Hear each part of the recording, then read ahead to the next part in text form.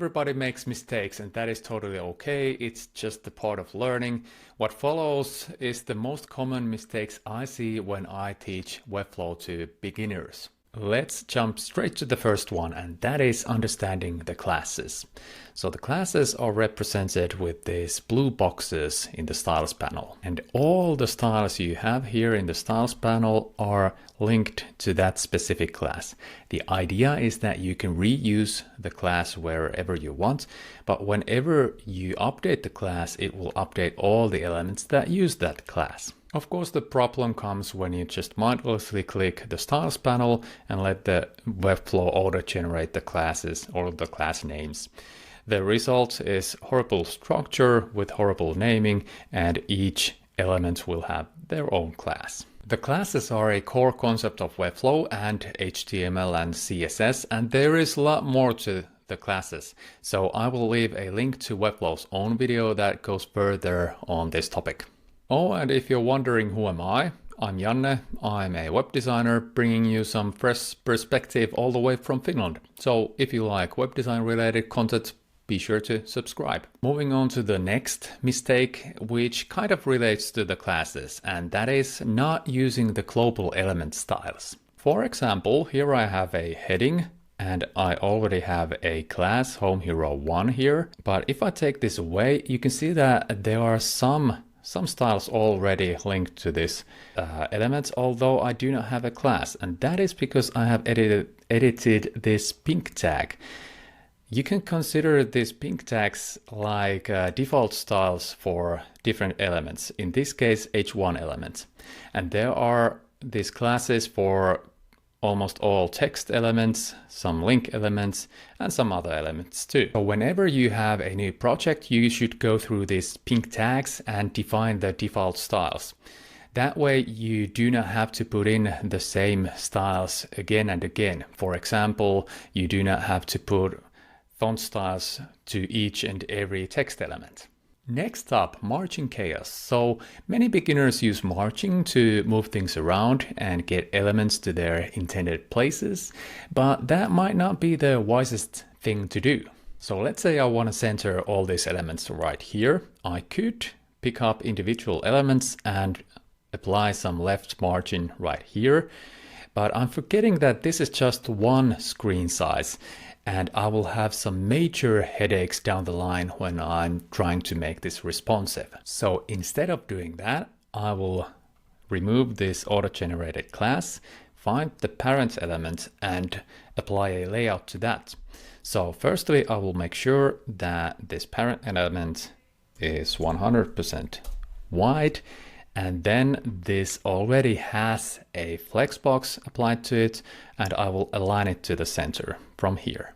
The layout feature with flexbox and grid is a very important and powerful feature, and there is another video from Webflow about that topic in the description. Another mistake that stems from the same need to move things around is using the position absolute. So when you scroll down, you can see the position field, and here is an option absolute. You can move things around with this, but this should not be your first choice. Basic layouts you should be able to do with just the layout section and your overall structure.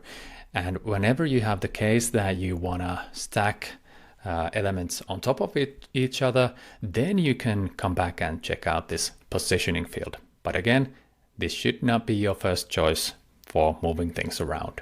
Mistake number something, using too much fixed heights and widths. Well, anyway, we can put in pixel values for your element's height and width, but websites do not live in a fixed environment. And that usually means that your elements should be flexible too. For example, I have this Home Hero layout that I edited before, but it's a bit too wide. So I could go in and put in a pixel value for the width, but a percentage value could be a better alternative. So let's try this one.